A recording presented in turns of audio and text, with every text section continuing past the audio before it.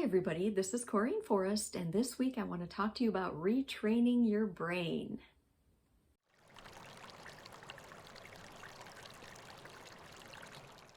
So why do we want or need to retrain our brain? Well, we, as a human that came with a human brain, we have lots of things that come with the human option package here. And one of the things that we are born with is something called cognitive bias. Okay, it sounds big and tricky, but all it means is that your brain sees what it expects to see. If you've ever bought a new car and you're like, oh, I think it's kind of unique. All of a sudden, your brain is trained to see that car and you're going to start seeing it everywhere. That is just a simple example of cognitive bias. Well, I want to turn that into something very useful for us and our self-worth. So the idea here is that we have a habit of thinking about ourselves in a positive light. So let's lock in that thinking and use our cognitive bias to see the things that solidify that thinking.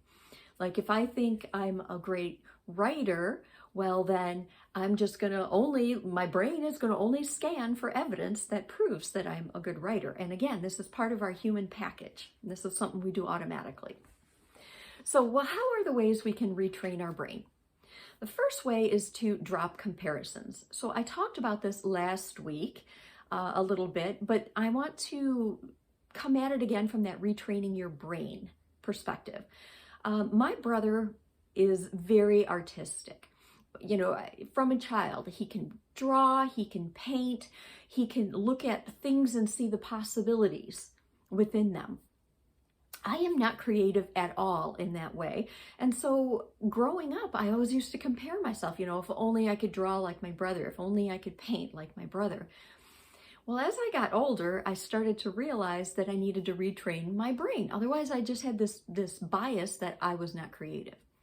So what I had to retrain my brain to do is see my gifts and my creativity, because I am creative. It's just my creativity was more in the language arts than his. We come from a French family, and I picked up the French language quite easily, went through 4 years in high school and even took it in college, and he never did. He took French classes, but it wasn't his gift. It was really weird. He always spoke French with a Spanish accent. That's okay. But anyway, the idea here is to retrain your brain to see your gifts. So all those things you say, I'm not this, I'm not good at math, I'm not creative, I don't like driving. Retrain your brain to see your gifts and then use that cognitive bias to scan all the time for proof that that's true. The second thing to retrain our brain is about taking that personal reflection time. You need to identify where things aren't working. So where do you feel insecure? Is it driving? Is it painting? What is it for you? And that's where the free download I have called Get Real With Yourself can be a real time saver for you. And you can get that at CorrineForrest.com.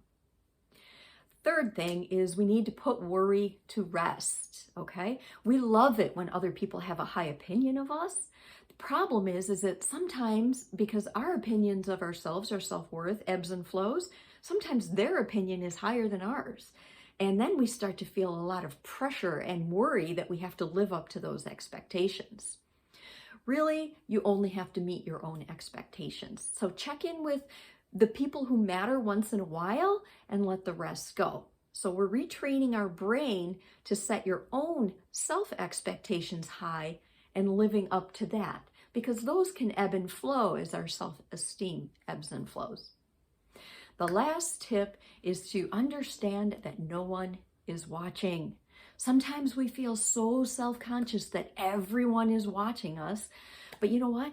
Everybody's busy. Everyone has their own lives and a million different things going on, and very few people have the time and energy to fixate on your life.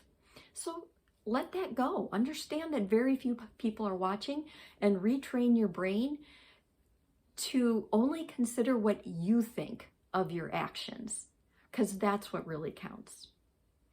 All right, so that's all I have for you this week. We want to drop comparisons, retrain our brain to identify where things aren't working. Again, my free download can help there, CorrineForrest.com. Put worry to rest. Don't live up to other people's expectations. And then understand that very few people are actually watching and fixating on your life. So don't think of what they think of your actions. Think only what you think of your actions.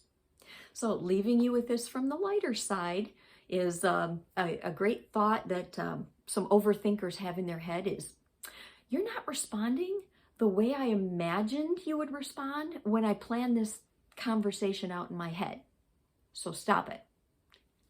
I'll talk to you next week. Bye-bye.